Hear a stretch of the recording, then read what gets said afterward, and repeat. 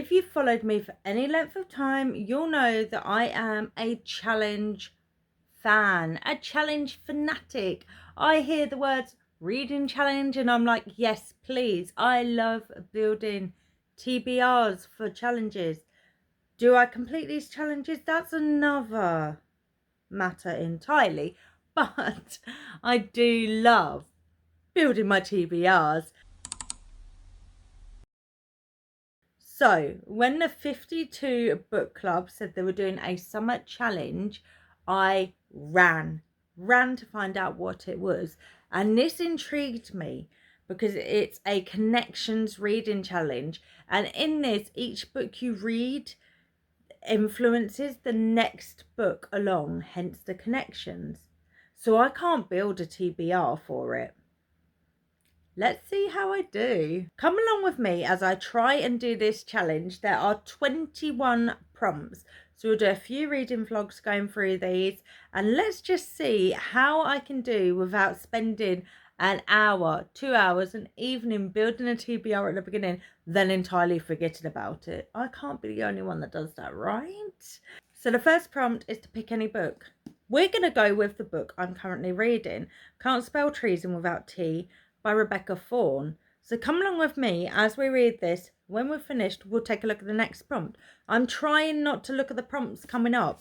I'm trying to be good. I don't want to start thinking about the next book until I'm there. So let's go. I'm just over a quarter of the way through Can't Spell Treason Without T, and I'm loving this so far. It's really giving me like Legend and Lattes vibes, because we follow Chianthe and Raina, who are girlfriends, and so Chianthe is a mage. She is not just a mage, she's like a special mage. And Raina is a guard to the Queen, and they have made the decision to basically run away together, and they're going to open a bookstore that's also a tea room. So they find a building that used to be inhabited by bandits, and they decide to take it over in this very small town. And Chianthe still will have to report when people call on her for her magic, but Raina's hiding who she is, because obviously it's quite treasonous to run away from the Queen's guards. And yeah, it reminds me of Legends and Lattes, because obviously we follow Viv, who goes to a small town, like retires to a small town to set up a coffee shop, and it very much follows, like the majority of the book is just her building the coffee shop. It's very low stakes, it's very cozy, there's not much else happening. And we're a quarter of the way through. I don't think that this is going to be quite the same of like a whole book kind of following that, but so far we are getting into the minutiae of building or renovating this property to turn it into what they want, and they're like meeting people in the town and making friends. And there's also an issue of the town that they've decided to move to. What's it called again? Thorne. They've decided to move to Thorne. So we have a map. I'm going to assume the rest of the books in this series are also set in the same map. But Thorne also has an issue in that they are attacked by dragons like 3 to 4 times a year. So obviously that's presumably going to be a plot point coming up at some point. But yeah, I'm really enjoying the characters. I'm really enjoying the slow pace of finding this building this dream shop that they have discussed for a few years, and it's like their retirement plan / their like escape, and that sounds so idyllic. And I'm really loving Rebecca Thorne's writing so far as well, so I assumed I would.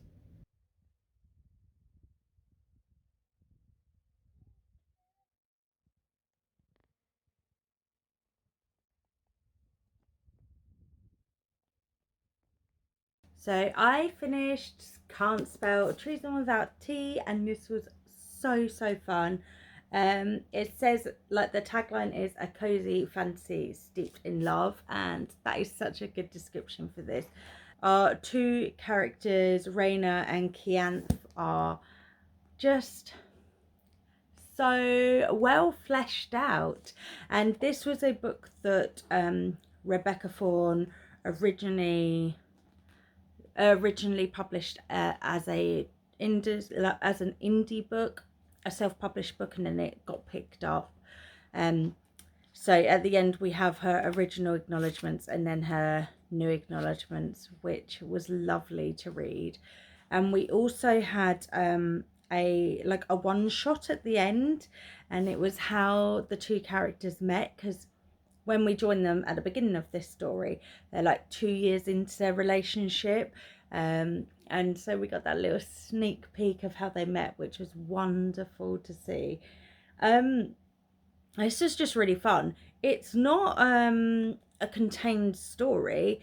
It is, but there's also an ongoing mystery, which I'm guessing we'll discover in other books in a series. There's going to be 4 books in a series. The fourth one, and the fourth / final one, comes out at the end of this year, 2025. I thought they were all standalone, set in the same world, but the epilogue of this told me otherwise, because it introduces some new characters, or introduces a new character that's a pirate. And I know the next book is called A Pirate's Life for Tea, and she meets Raina and Kianth. So I'm guessing that's setting up for the next book, which is very exciting. I have the others here. But yeah, I loved this. I don't know, I think it might be, I think it's going to be a 4.5. I really enjoyed it. I love the characters. Even like the secondary characters were so fun to follow along with, and I just enjoyed this so much. It was a real fun adventure. It really gave me those cozy feelings that I got with Legends and Lattes, which I loved. And Rebecca even mentions Legends and Lattes in her acknowledgements, and she says in the original acknowledgements, I'd be lying if I said this book wasn't directly inspired by Travis Baldry's incredible cozy fantasy Legends and Lattes. Travis, thank you for all your incredible kindness and encouragement, and thank you for giving the cozy fantasy genre a name so authors like me can rally behind it. And that's so true. It has quite similar plot beats, but obviously it's its own story. It's not like a copy of Legends and Lattes. It just has that similar kind of beats to the story. So if you enjoy Legends and Lattes and that kind of vibe, you'd definitely enjoy this, and presumably the rest of the series. So that's number 1 done. Let's look at book number 2. So the second book is a book that shares a word with the title of this. Now, okay, I do have a book called like The Secret Service of something tea. It's in the other room, so I can't quickly grab it. But book 2 in this series has tea in the title as well. How about if I make a promise? I'm not just going to read through this whole series. I mean, I've only got 3 books in this series, but I really feel like I want to read the second book in this series, and it does fit this prompt. So that's what I'm going to do. So let me just grab it. So yeah, this is called A Pirate's Life for Tea, a cozy fantasy packed with plunder. And this is what I'm gonna read. Oh yeah, so this carries on the story with the dragon eggs, which starts in the Can't Spell Treason Without Tea. So that's exciting. So this is going to be my second book, which is great because the whole point of this is to try and read the books off my shelves. And if I'm enjoying this series, this is a great opportunity to read more from this series. So I guess I'll come and talk to you when I've got some thoughts on this book. But how serendipitous. I love this. And this is exciting. I'm not allowing myself to look ahead on the prompts so that I can have a little bit more like thinking on the spot. And yeah, this is good. Okay, yeah, perfect. I will come back and tell you when I've read some of this. I am around halfway through A Pirate's Life for Tea. This bookmark's in the wrong place. And this is really fun. This is really fun. So it's, I think I mentioned, like, I thought it was a completely different story to begin with, or not, a completely different group of characters set in the same world. And then, thanks to the epilogue in the first book, I found out that Kiamph and Rhaena would be involved in this, and they are very involved. It's still very much their story, so I'm assuming the quartet is all going to be primarily their story. So in this, they've been caught up in this situation with Bobby, who is a guard. No, a, what's the word I'm looking for? She's not a guard, kind of like a guard. So they are on the hunt for the dragon eggs, which we discovered that they were given basically this quest in the first book, in You Can't Spell Treason Without Tea. And in their hunt for these missing dragon eggs, they end up in this this local town. They end up in this local town, and they get pulled into this drama that's happening. So there's Bobby, who is a constable for the, not king, like the lord of the town they've gone to. And she has been tasked with hunting down this pirate, who is basically like a Robin Hood pirate. She keeps stealing wheat and other food sources from the Lord's ships and giving them to the towns under his purview that have people wasting away, basically. So Serena, who is the pirate, she is doing that. Bobby has been tasked with trying to track her down, and it turns out that Bobby and Serena were best friends when they were younger. They have a bit of a history. Kiamph and Rhaena are convinced that they are in love with each other, and they think they just need a little nudge to get together. So they've kind of basically pushed themselves into this situation as well.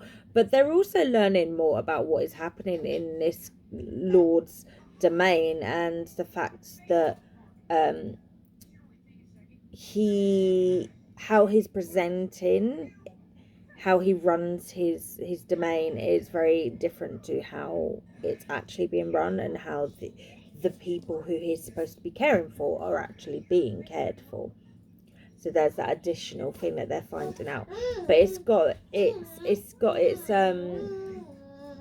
like the trademark humour that I've come to expect from Rebecca Thorne very quickly. Kiamph has still got all of her very hideous dad puns going on, and Rhaena finds them absolutely wonderful, and it's just fun. They keep referring to it as like their first couples holiday, and it's all just gone crazy, and they've ended up on this like adventure, swashbuckling adventure, and it seems like the two of them are just rarely gonna have a chance to just sit back and relax. But Raina's really enjoying it, because she's realizing, as much as she loves their life in Tawny, she loves the life they're building, she's realizing she kind of misses like the fast-paced life that she had as a Queen's Guard. As soon as people hear her accent, they recognize her as from the Queendom, and they realize she is or was a Queen's Guard, and they think that she is still a Queen's Guard at heart. And she's kind of taking that to heart a little, because everyone's treating her quite differently. It's really fun so far, really enjoyable. And there's Kiamph has a griffin, Visk, and in the first book, Visk meets a lady griffin, and they have babies. And one of the babies, who they've called Panda, or Ponda, one of the baby griffins is like on the little adventure with them, and it's just so cute because they're trying to teach her how to be like a good griffin, and she's just chaos gremlin, which is a really fun little extra element. I'm really loving this series. Yeah.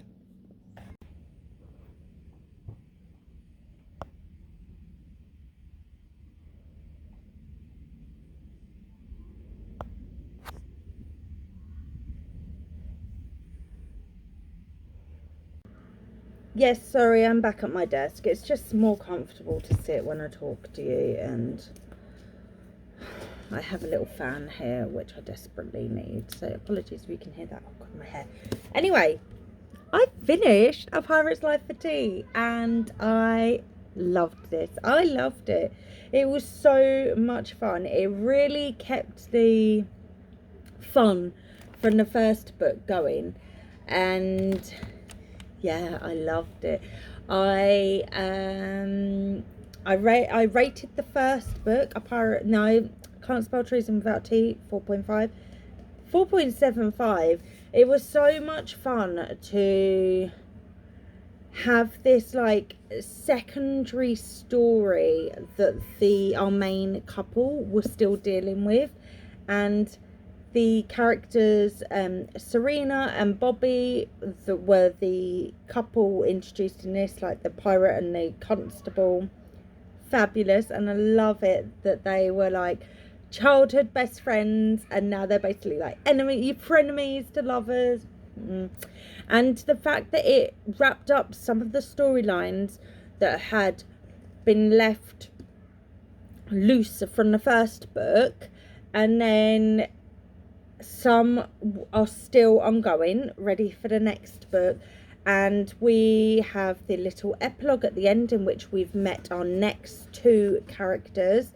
Without any kind of spoilers, we know, well, I think it's quite obvious who one of the characters is, or we've got his names thus far, and that one of them is on the run or in hiding. And so I think I know who that character is going to be. So that's going to be a really fun element to bring into it, because that was something that was alluded to in the first book. So, and the next book is called, they've all got T in the title. Next book is called like Tea You at the Altar. So I think it's going to be their wedding finally, which I'm very excited about. Okay, let me see what the next prompt is. I was gonna try and do this up in front of my bookcase, being all fancy every time, but I just don't have it in me to stand up right now, I'm not gonna lie. So if I come onto the list, set in the country where the previous author is from. Interesting. Rebecca Thorne, I believe, is American. Let's just double check that. Yeah, from Arizona, USA. Okay. Oh, this is a really interesting one, because it would have to be like a contemporary, which is obviously not something I gravitate toward. Would this be cheating? No.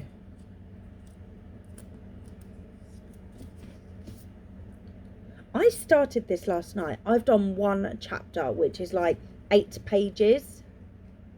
Yeah, literally 8 pages, because my TBR spinner wheel, that series, is something I'm doing on TikTok. So if you want to join in with that, go follow me on TikTok. Picked this, and this is set in America. That would be kind of perfect. Little Fires Everywhere by Celeste Ng. Well, let's do that. That makes sense. It's not like I'm a big part into it. I literally read one chapter to try and like just get to grips on the writing style. That is like serendipity, because I don't often read contemporary books, and the fact that I've literally just started one, I think that that's okay. Look, this is my version of the game. I'm going to say it's okay. And oh my god. Oh, perfect. Okay, so I will see you when I've got some thoughts on little fires everywhere then, I guess. That's so exciting.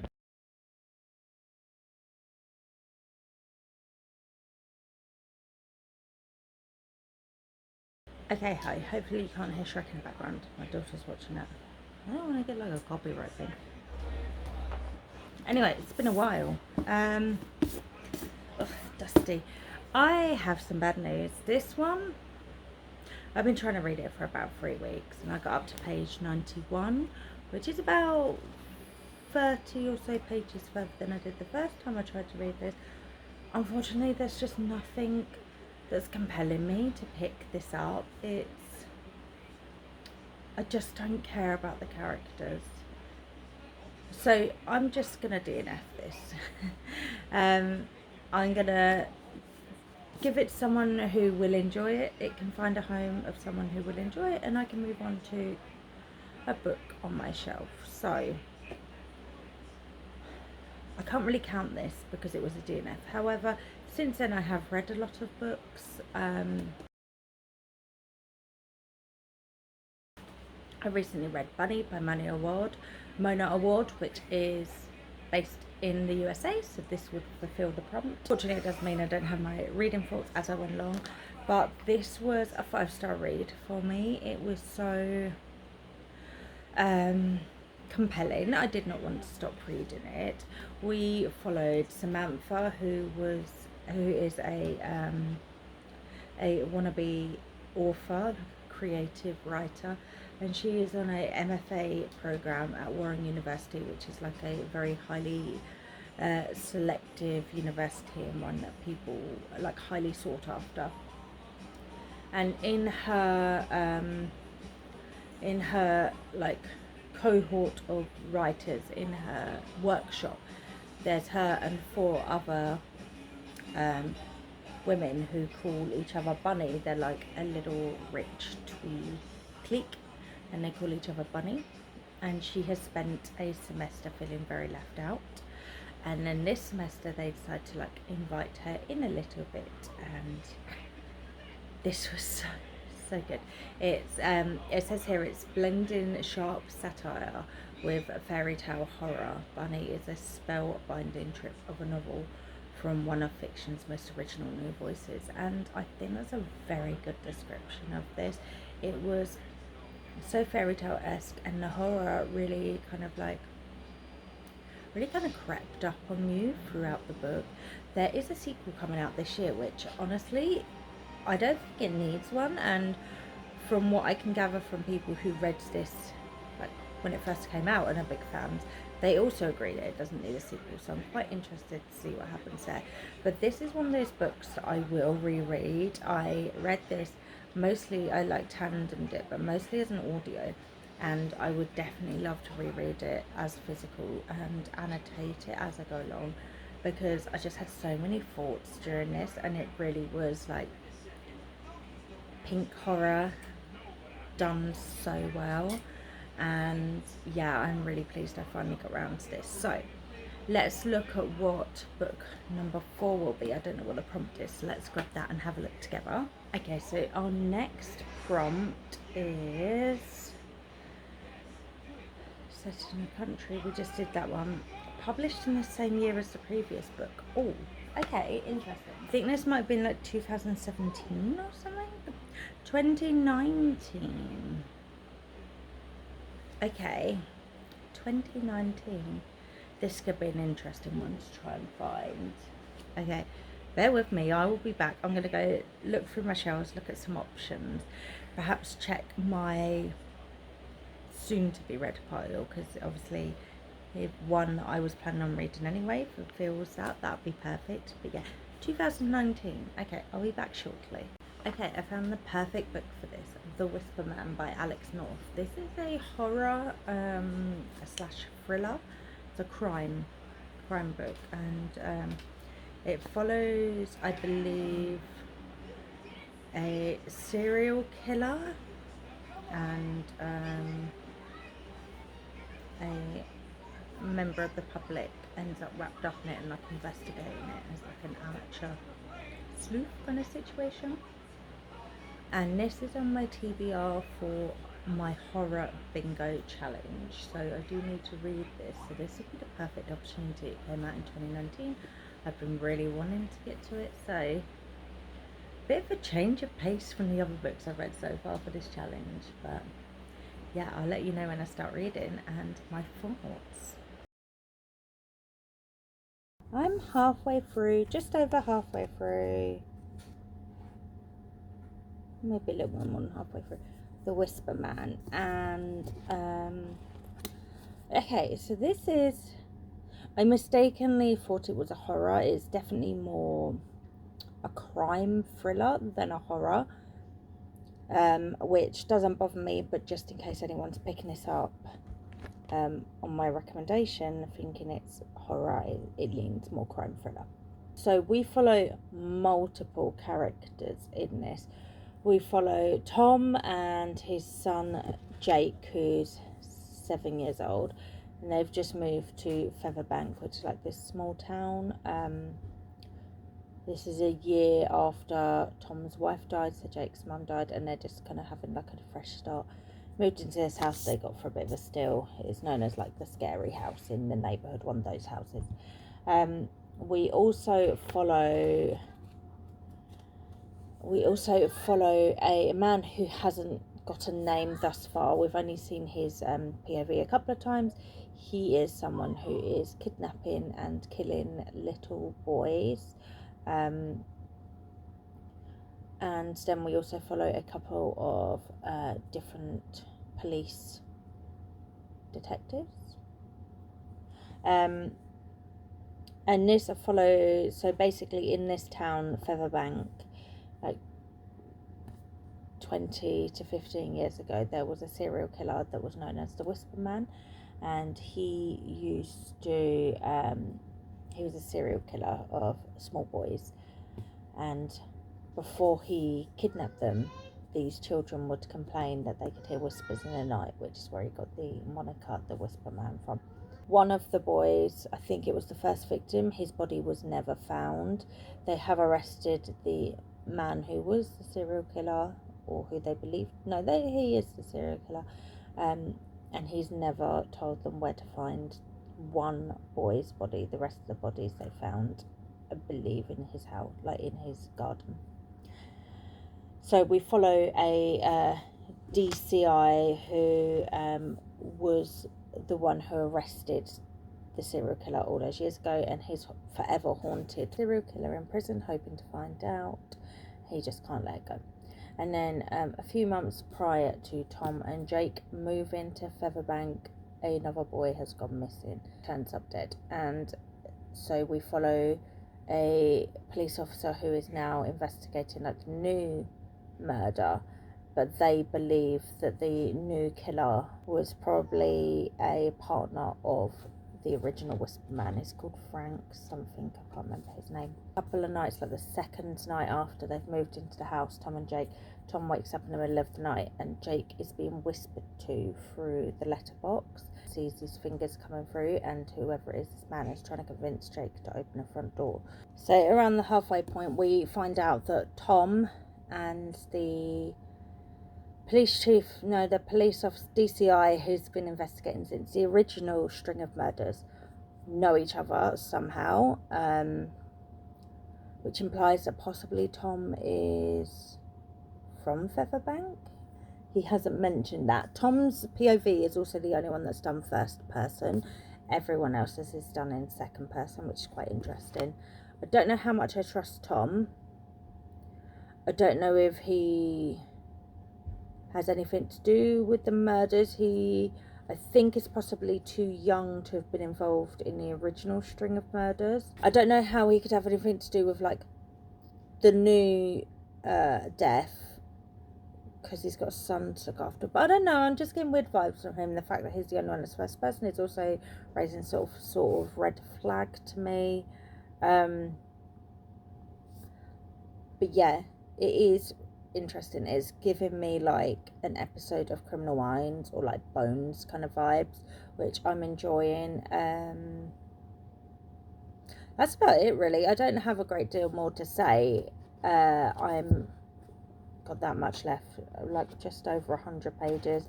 Well, I need to get this finished today because tomorrow is the start of a readathon and I just need to get this finished before I start the books for that. So wish me luck.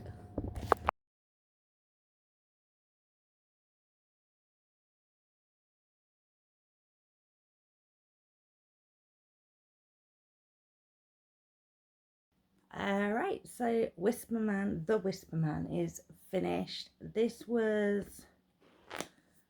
for me, it was quite anticlimactic. Obviously, I did mention that I went into this thinking it was more horror leaning, and it's definitely not. And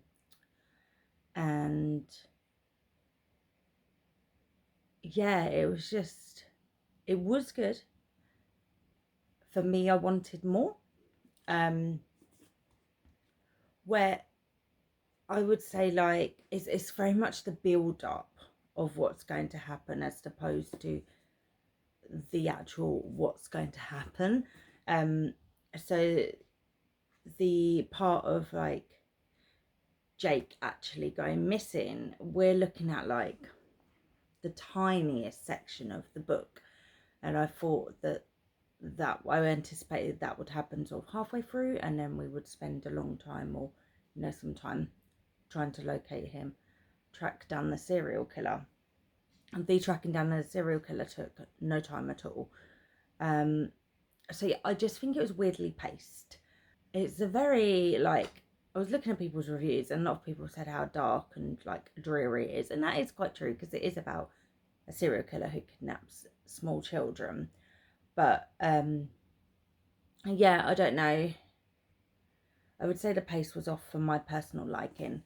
So I think I'm going to give it like a 3.75 because I think what it was doing, like what it intended to do, it did well. It was just not matching what I would personally want. And this one I'll probably pass on to someone else. It's not going to be a reread for me. I don't reread thrillers very often. Anyway, these are the 4 books I read in episode 1. So we started with Can't Spell Treason Without Tea. Then we went to A Pirate's Life for Tea. Then Bunny. And then The Whisper Man. So that was an interesting mixture. 4 books ticked off my physical TBR, which is always great. So let me grab the next prompt. The next prompt is to read a book that's plus 30 or minus 30 pages from the last book. So The Whisper Man is 389, I believe. After all of the book club stuff, 389. So it'd have to be 359 or 419. It's very specific. Or is it like the range of books? I don't know. But join me in the next episode to find out what I pick for that prompt. Thank you for joining me today. If you haven't already, please consider leaving a like. If you want to say hi but don't have anything specific to say, put a butterfly emoji for the Whisper Man or a bunny for Bunny. Thank you so much for joining me today. Consider subscribing and I'll see you soon for episode 2. Bye friends.